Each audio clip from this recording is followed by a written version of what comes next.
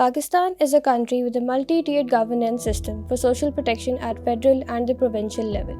The federal and the provincial social protection authorities lays a common platform. To discuss commonalities and other linkages, platforms are needed to be explored. Now, after the COVID pandemic, all tiers of the government need to develop synergy if no one is to be left behind. Areas for such multi-tiered cooperation range from legal frameworks to institutional development and from initiating vertically aligned schemes to common monitoring and evaluation methods.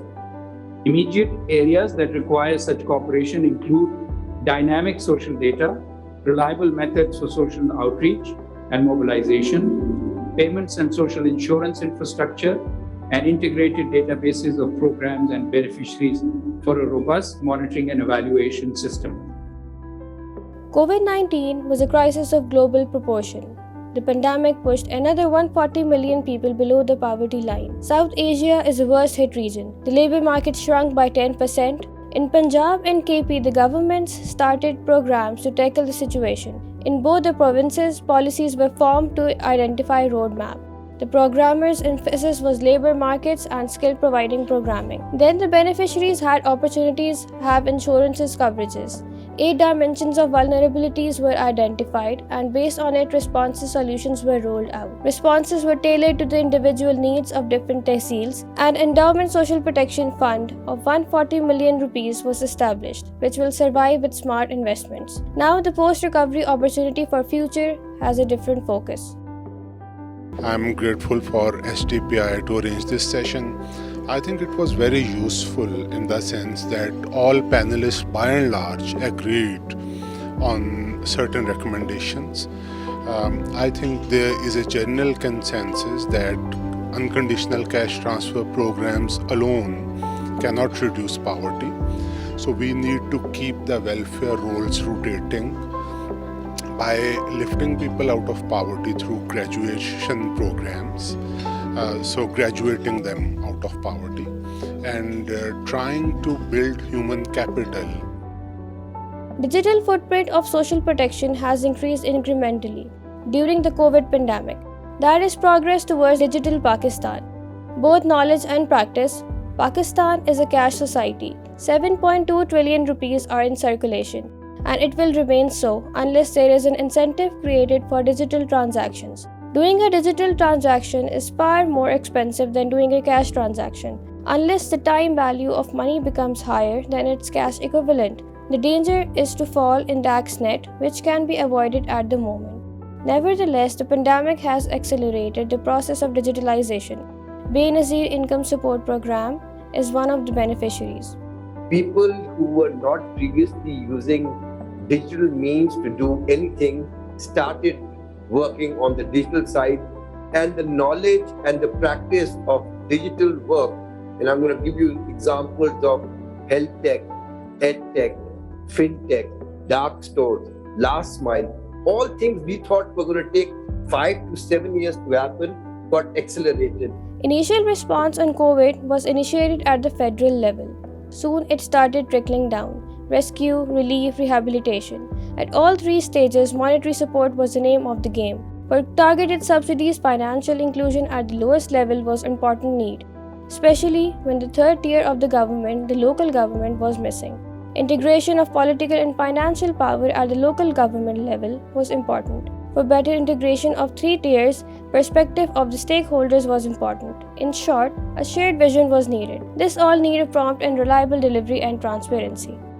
In the form of National Socio-Economic Registry to access the poor, targeted the people who are most in need of the relief packages, and we are going from a static national socio-economic registry to a dynamic socio-economic registry that will start automatically including and excluding the people are the beneficiaries. We are contemplating the development of NSCR for labor in the informal sectors of the. Poverty reduction is creating political and social networks that supports poor. With health and education, now social protection has been recognized as a third flank of poverty reduction. This is creating relevant institutions For rural poor, we need to include them in procurement process. Providing bags called bardana in local vernacular and easy institutional credit. Also, making land available to poor through a new social bargain through land reforms. Landless, rural poor are an important class. This will be a step towards an egalitarian economic system. It should start by stop allotting land to retiring bureaucrats. Water distribution system should also be reformed to support small landowners. We should also create a system to save poor from health emergency financial shock. As there's a health emergency in the household, the whole income provision is changed, right? And these are huge shocks. If you can create some kind of an insurance scheme for these poor people. The new development has more caution and brick and mortar. Now it seems it is the right approach. In Punjab, provision of universal health insurance policy can be the biggest game changer when it comes to social protection. Still, there are limitations. Health shock can send ripples across families. It can push entire family under the poverty line. So the province is launching the Universal Health Insurance Program next year, covering the entire 110 million residents. Now in this post-COVID era, the inflationary pressure has mounted due to rise in the international commodity prices for which social protection is needed. The data suggests that about 50% of the populace live below the poverty line. The province is adopting more social-centric approach to development. Having a data-in-hand solution based on technology is being adopted. Investing in your people remains the bottom line. Dr. Saab, how could you see the future of shock-responsive social protection in Pakistan as society is becoming inclusive? Right, I think that's another important area. While we had many social protection programs before COVID, but we didn't have a very coherent, integrated, shock-responsive strategies. So there were no standing SOPs that which agency would do what in case of a shock. Now, we have learned from COVID that there should be a cross government, and by that I mean the federal government and the provincial government and a cross government within the provinces and within the federation also. There should be an overarching shock responsive policy which can guide all these government departments and agencies how to respond to a future shock, and these should be the standing SOPs. So whenever any shock occurs, let's say the Federal Ministry of Industries know what it needs to do, the SAS program should know what they will do, the provincial governments would know. So there is a need for all these stakeholders to sit together and then work together in order to come up with such a strategy so that the future action, the responsive action can be more swift.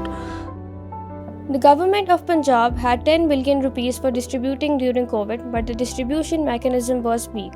But the distribution special vulnerability index is needed. 4 new programs were rolled out during COVID. It includes pension for women, and if a woman is not available, men from the same household are allowed to take advantage. The other programs are for the victims of the acidic burn and programs for the artists. A program for the transgender was also rolled out. There is a need to have a National Social Protection Council having representation from all the social protection agencies so that we could sit together and design programs in such a way that we could avoid duplication and we could utilize the scarce resources more. How can we sustainably finance social protection? 3 things are important for that: the needs and the budgetary requirements, and what are future requirements, and knowing that from where the fiscal space will come. So readjustment of the given programs is a zero-sum game. Inefficiencies within the budgets have to be removed, especially the dormant allocations to be used within the fiscal year. And then also stipulates very concretely under which conditions you can access those funds, and defines what a disaster is. And quite often what you can find is that shock responsive measures in terms of social protection qualifies then as part of the disaster element that can be accessed during a situation like the pandemic very much. Social protection has 3 components: decommodification of labor, social solidarity, and voluntary action. There are some issues involved when we give the role of social protection to the state. How to target the beneficiary. So we adopt tools of testing. Also, the state has to quantify support on the basis of geographical and social setup. So one size doesn't fit all. There have to be local solutions adopted by the tier of the government closest to the people. Obviously, mechanism has to be created to enable the lowest tier of the government to take decisions. If we want to navigate this morass of conflicting interests and conflicting rights and be able to develop a consensus, and I think it's again Dr. Adil who pointed out that a new type of a social contract, a new type of consensus thinking, we need to have that social dialogue. And I'm afraid it's not us who would have to then determine what route to take, but we would have to lead the way to the people who finance social protection and the people who benefit from it. For all this to happen and deliver, we need think tanks. Think tanks need participation of experts. The questions raised to the government are diverse. Can social protection be targeted, and what kind of mechanism is required to deliver it in a targeted fashion? Runs a Fortuner or a Land Cruiser and someone who runs a motorbike or a rickshaw, if both of them, those have to be provided energy at a different cost, what would be a doable mechanism? Can some sort of a cash grant be possible using NSCR, FDR, NADRA and other excise and taxation data? Second thing that is again asked over and over again is about the different type of social protection mechanisms which are on. We have health card, we have Kisan card, we have supports card and Kamyab Jawan Pakistan program and all of the things that have been discussed here. So are we spreading ourselves too thinly or can we wait for any one scheme to? In a nutshell, we need value system for that. 5 basic values can provide the required base to dwell on. That includes inclusion on exclusion, participation of all stakeholders, accountability of handlers and recipients, transparency in preparing the plan and delivering it at all levels, and stewardship to enable guidance before committing a mistake, not after it. Thank you so much, Dr. Saab, for joining us. So, how have you foreseen the impact of the session? Well, thank you so much. I'm just Mr., so no doctor for me. However, with regards to this session, I think it gives us a very clear way forward, which is something that you usually don't get out of panel discussions. But with this one, we clearly see that there is a need for that social dialogue and that need for shared spaces. And I think definitely we're going to be seeing more collaboration between provinces, between one another, and also between the federal government and the provinces, and that's definitely a way, a step up from where we are right now. So that's definitely something that's going to be happening. Thank you so much. So, according to you, what is the future of shock responsive social protection in Pakistan as society is becoming inclusive? So I think that's a very good question, and we have to ask ourselves, are we actually becoming inclusive? Because when we look at some of the structures that we have, we find that increasingly, not just over here, the world is becoming more polarized. Now, that usually requires us to develop institutions and develop organizations which can actually take the voices of everybody and leave no one behind. I don't mean this as fun, but we need to make sure that whatever institutions we develop and whatever we have, they are not top down. It would have to be something which is bottom up. Now in Pakistan, we have a particular issue which we need to address, and that is that of institutions that people, let's say, have developed themselves. We've inherited a state structure. What we need to do is now work with whatever we have to develop something which can bring about participation from each and every member of society. So I think that is something that we would have to look very closely into and move towards. So, okay, in last, if you could discuss some of the policy recommendations which have been discussed in the roundtable.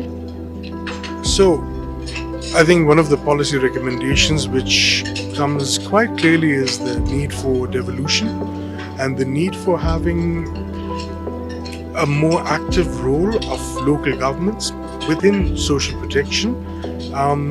Is also something which came about repeatedly, that if we want to develop shock responsive systems, if we want to develop systems which are quite easily adapted to the needs of the people in a particular area, we need to have that local government structure. So I think that's, and not just a local government structure, but a structure which is then able to not just represent people, but also respond to them effectively and efficiently.